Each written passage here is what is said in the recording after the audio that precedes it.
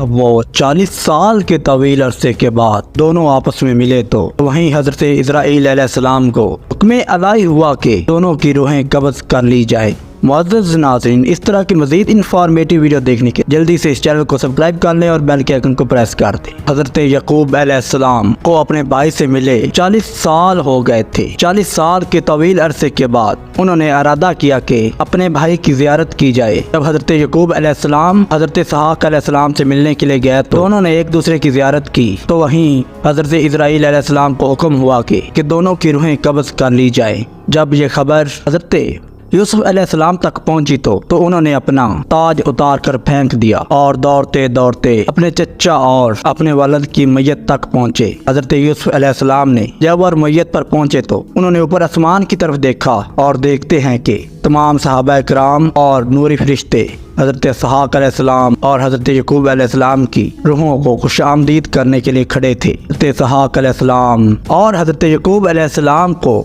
दफनाने के बाद हजरत यूसुफ अलैहिस्सलाम ने खुद को तने तनहा दरियाए नील पर ले जाते हैं और वहाँ अल्लाह ताला की इबादत में कुछ यूँ मसरूफ़ होते हैं कि दुनिया की हर खबर से दूर हो जाते हैं, लेकिन फिर भी वालिद और चचा की मैयत उनकी आंखों के सामने होती है और वो उनकी याद से गाफिल नहीं हो पाते। तो वहीं हजरत यूसुफ अलैहिस्सलाम बड़ी ही आजिज़ी से अल्लाह ताला से दुआ करते हैं कि ऐ मेरे मालिक, तूने मेरे भाइयों के मकर से मुझे महफूज फरमाया, तूने ही मुझे औरतों के मकर से खबरदार किया और फिर तूने ही मुझे ज़िंदान से आज़ादी अता की, फिर बादशाहत अता की और नबूवत और रसालत का चोला पहनवाया।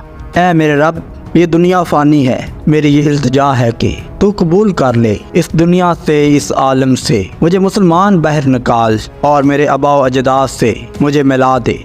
तो इतने में वहाँ हज़रत जिब्राईल अलैहिस्सलाम अल्लाह ताला का पैगाम लेकर हज़रत यूसुफ अलैहिस्सलाम की खिदमत में हाज़िर होते हैं और हज़रत यूसुफ अलैहिस्सलाम से कहते हैं कि ऐ अल्लाह के नबी, ऐसे कि आप जानते हैं कि वालिद और आपके चचा की उम्र ख़त्म हुई तो उनको आपस में बात करने की मोहलत ना मिली। ये दुनिया का दस्तूर बिल्कुल ऐसा ही है, लेकिन आपकी ज़िंदगी अभी तक बाकी है और आप इसमें अपने आप को मज़ीद बेहतर करें और आखिरत की तैयारी करें। अपने वालिद की वफ़ात के बाद हज़रत यूसुफ अलैहिस्सलाम ने कभी भी सर पर ताज नहीं रखा और ना ही अपने तख्त पर बैठे। उनके वालिद और चचा की वफात के तकरीबन 20 साल बाद उनके वालिद और चचा उनके ख्वाब में आते हैं और कहते हैं कि यूसुफ, तूने जिस बेसब्री से हमसे मिलने का इंतज़ार किया है उसमें सिर्फ 3 दिन का मज़ीद फासला है। तो हज़रत यूसुफ अलैहिस्सलाम के लिए वो 3 दिन कई सदियाँ बन गई और 3 दिन बाद जब हज़रत इस्राईल अलैहिस्सलाम उनकी जान लेने के लिए आए तो उन्होंने फरमाया कि ऐ यूसुफ, आपका वक्त ख़त्म हुआ। तो वहीं हज़रत यूसुफ अलैहिस्सलाम ने अपने तमाम भाइयों को गले लगाया और दुनिया फ़ानी से रुखसत हो गए। जब ये बात ज़ुलेखा को पता चली तो